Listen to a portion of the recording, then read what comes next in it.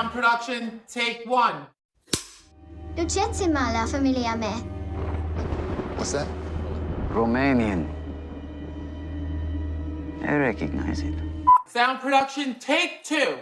Hello and welcome back to another episode of Cinema Dream. I am Kip. And I'm Mad Cat Melody. Just a heads up, we spoil our films, so if you have not seen Blood Vessel, hold off, go watch Blood Vessel, and then come back to this review and let us know what you think. All right, Mad Cat, what was it on the favorable scale?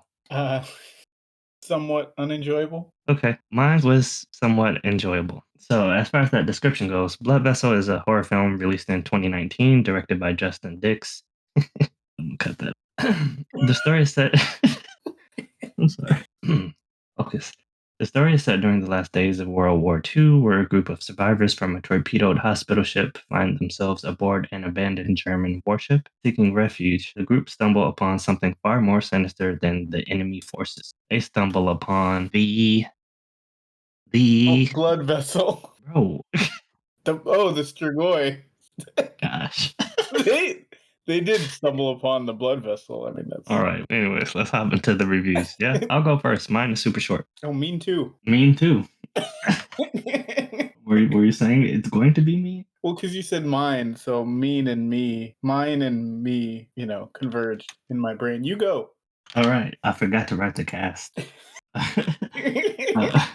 Okay, so the film, before I hop into my review, the film does star Alyssa Sutherland as Jane Prescott. She's like the, I guess, field medic nurse, if you will. You may have seen her in the latest Evil Dead film. I don't remember the name of her character, but she played the mother in that film. It also has Nathan Phillips as Nathan Sinclair, Robert Taylor as Captain Malone, Christopher Kirby as Lydell Jackson. Shout out to Kirby in the Forgotten Forest. It also has Alex Cook as Alexander Teplov, Mark Diaco as Jimmy Bigelow. You know, like Bigelow T, you know that? My soul died because I realized I already said that joke. I didn't get it either time. You never heard of Bigelow T? No. And this the same reaction I had last time. You would think that you would have done a quick search.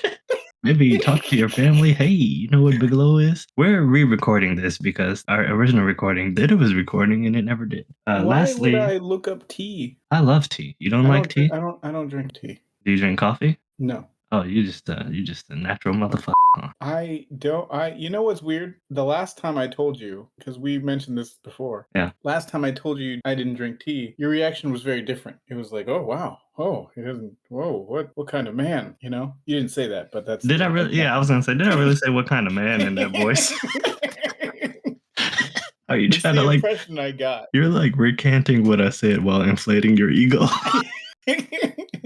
I'm living the moment again. That's how you view me. You said, "Oh wow, oh man, what kind of man?" I've never said those words in that order. What kind of man? But this time you're just like, oh, you're just natural, huh? Wasn't the same. I'm sorry if I offended you. No, it wasn't. It wasn't. I ignorantly assumed that everyone drinks tea. I love tea. Anyways, lastly, we have John Lloyd Fillingham. He plays Gerard Faraday. Okay, so as far as my review goes, if you grew up in the 90s, then you may be familiar with horror classics like Ghost Ship, House on Haunted Hill, and 13 Ghosts. They're films that were critically panned but still found financial success, with House on Haunted Hill more than doubling its production cost and Ghost Ship and 13 Ghosts more than tripling their production cost. They're films that I've seen a lot. Like, I've seen each of those films at a minimum of 4 times. I like them. They're not good, but they're good, if you know what I mean. Ghost good. Mm. I should see it again, you know. It's one of those things where it's like, it's enjoyable, you know? I laughed out loud watching that movie. Yeah, no, I feel the same about all of them. Like, they're very enjoyable films, but in the same manner, Final Destination, I'm not gonna be like, oh, every Final Destination is a great film. You know what I mean? But they're enjoyable. So I consider them good old B movies. Blood Vessel, however, is a solid 90s straight to VHS, blockbuster, video slumber party D movie. Think along the lines of Leprechaun and Pumpkinhead. So you may be wondering, why did I say somewhat enjoyable? The thing is, when you look at the cover art for Blood Vessel, if you kind of have that 90s experience, you can kind of see what you're in for. So I had everything I needed. I had a good soda, I had some good food, and I was ready for a cheesy night. And I'll admit, it was a bit cheesier than I expected. But there was something miraculous. That was the young Strigoi, played by Ruby Isobel Hall. She plays, I believe, Mia is the character's name, either either Mia or Maya. I think she does a phenomenal job. I think she has one of those faces that are very expressive, even in their default expression mode. I think that she brought an eeriness to the movie that the movie later completely eradicated. But when she was the threat of the film, it was excellent. The tension was great. The characters, yes, they were still corny, but excellent tension and corny characters go great together. So it was, a match made in heaven. But as soon as they kind of opened, there's a section where they're trying to open this sealed vault door, if you will, and Mia's with them, and she's looking, scared. And one of the guys is hesitant. All of them are a bit hesitant. They can hear another person behind banging on the door. So they open the door, and then the guy kind of goes crazy and they shoot him. Then they go in the room and they discover two more bodies that are strigoi. This is when the film just gets real bad. It just goes downhill. So reasons why. Listen, this movie's budget is almost non-existent. The big bad Strigoi, Mia's father, he has a really bad costume. I would say that it's the worst costume I've ever seen for a horror film. I'm pretty sure you can get it off Etsy for like $12. If you have a budget that's that low and you have a costume that's covering all of your face and your whole body and it doesn't look good, you have to have some sense of physicality because your character is seen as the ultimate threat within the film. He has no physicality in his acting. The only thing that he does is move his hands like Wanda, Scarlet Witch Wanda. Imagine her moving her hand, but make it slower and less professional looking. Really, really bad finger tutting.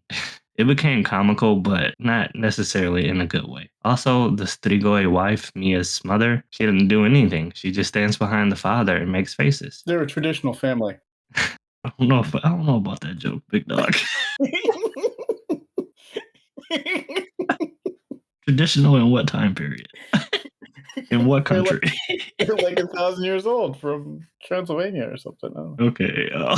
I'm gonna just let you stand on that hill.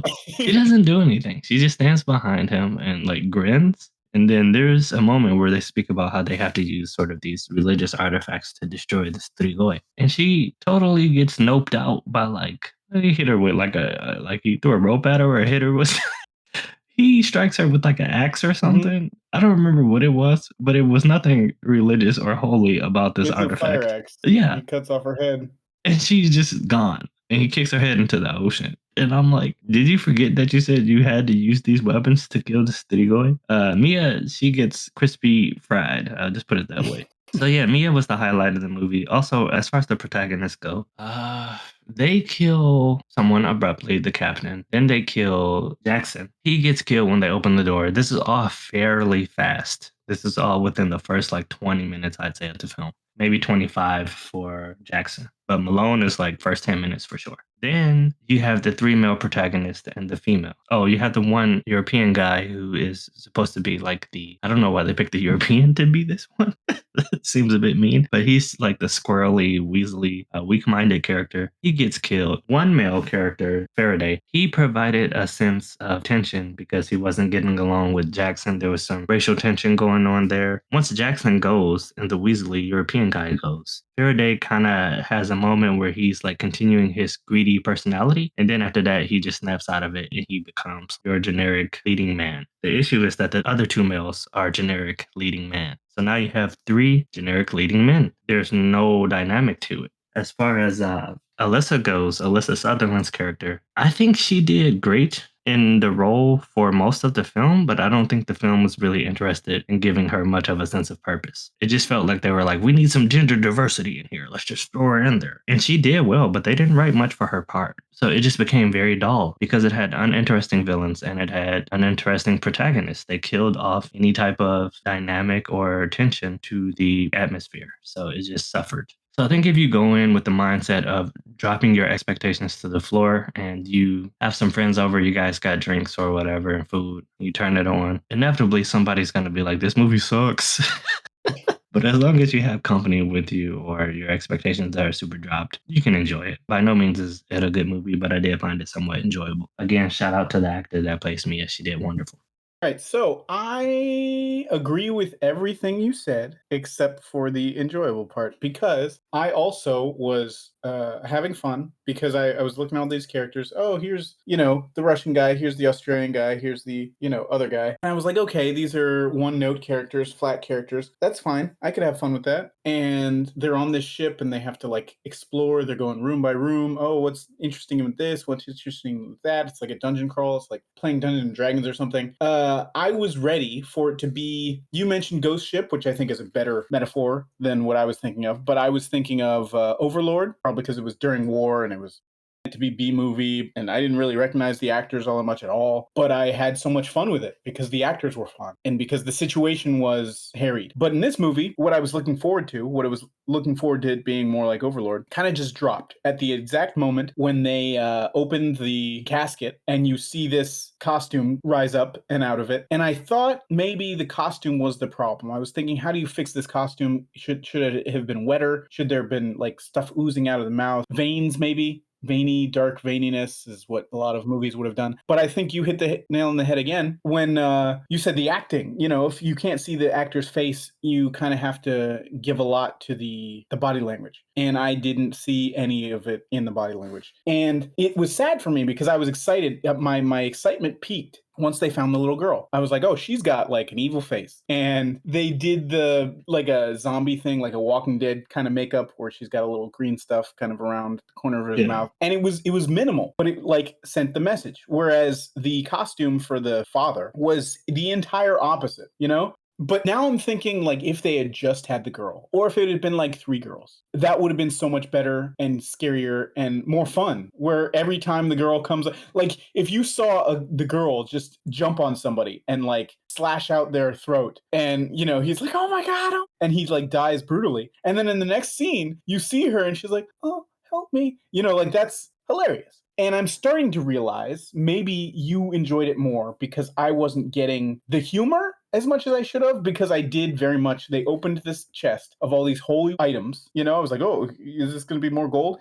He opens it and it's like holy water and stakes and crosses and all this stuff. And he's like, well, this probably isn't going to be useful. We'll never see that again. And so later when he's killing the girl, the woman, chopping her head off, I should have probably put 2 and 2 together and seen maybe that was a joke. Do you think that was a joke? No, none of my humor was found during intended comical moments. That's so sad because Ghost Ship was clearly intended to be hilarious, right? There were parts in Ghost Ship that were, but most of the time, there were not. Ghost Ship took itself pretty seriously. Shout out to the opening of Ghost Ship. Still one of the greatest openings for a film ever. I stand by that. I'm curious because when I was watching the movie, I was thinking what they were trying to push, what I think they did try to do purposefully, is have these like parallel storylines about family, because the bad guys, they're a family, and every time one of them dies, you see the rest of the family like, I can't believe this is my family, right? And I didn't feel anything at all. Like I should have felt like, oh, you're gonna get it now, and I didn't. And they could have been like, hey, we gotta work together, humans, we gotta set aside our differences, which really hurt them since they killed the black guy right out. But you didn't have any of those dueling, like found family versus traditional family. You didn't have any of it, but I felt like maybe they were trying to push that. Nothing just hit, which is why I can't be, like the comedy didn't hit for me, the scares didn't hit for me, the character stuff didn't hit for me, even though I was expecting it to be, one-dimensional. It could have been fun that way. It still didn't. And the ending certainly didn't hit for me because they like ended on a joke when nothing in the movie communicated to me that this was a funny movie. But then, like the last... That's a typical horror callback. They do it in The Lost Boys. Well, The Lost Boys was fun. These damn zombies or vampires. That's just an homage. Yeah, but Lost Boys was fun. I'm not saying that it wasn't. I love that film. What I'm saying is it doesn't really work here for you because there was nothing that you enjoyed. Yeah. I understand all of the things that you said it was lacking in. It's just I want to make it clear to you that I didn't enjoy any of those things either. I try to imagine if I was watching it in a group, like you said, where you go with all these people that are down for like cheesy, dumb horror movies. You just get your popcorn and like laugh at the movie. Would I have enjoyed it that way? And I think maybe no. because I think if me, you, and Stardust watched it, you would have went away, maybe not loving the film, but you would have been like, no, that was a fun yeah, night. because you guys would have made it fun for me. Exactly. But that's what I'm saying. Right, but the movie wouldn't have. The movie is somewhat unenjoyable. Right. So I understand you not enjoying it, and that's totally fine. Like, Yeah. I'm not going to go back and forth with someone that says Blood Vessel is a bad film. I'm not going to be like, you're wrong. Oh, you're very right. You're very right. It's I just, wanted to feel something when they killed the little girl, you know? because I wanted think to be you like, were strangely to me looking for some layer of depth in the film that clearly not showed. depth, just You were, you know, though. You said feeling. about the family aspects, and I'm like, No, they I were mean just that's what I was doing asking. stuff. Is I think they were trying, you know, whenever the family died, they made a big deal of, oh, Yeah, he the other looks into family the can. camera, and Rita Yeah, Repulsa yells, "Arr!" right. I felt like that's what they were trying to do. I don't think they were doing anything with. That big red light that's, you know, encompassing a lot of the scenes. I felt like they were trying to do stuff. I don't think they were doing anything with massive effort. I think the greatest effort was, let's complete this film. That's it. Yeah. Well, they did do that. Bravo. Wow. Except it's very much seemed like the British guy, when he calls for help and finds a Nazi ship on the radio. And they're like, okay, you know, there's a pause. And they're like, all right, we're going to come get you. And there's a sense of like, oh, they're going to come get you. Right. But he doesn't know because he's like, I'm stuck on this stupid horror ship.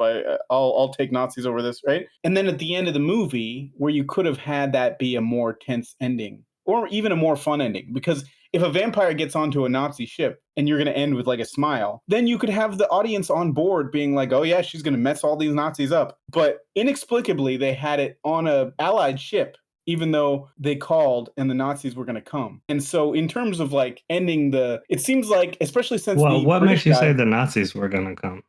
they were speaking German when they were like, hey, we're going to come get you. I assume 1940s Germans are Nazis. Is that too much? You can cut that out. It's a military ship. It's a military. It's, you know, it's contested waters. I'm not crazy.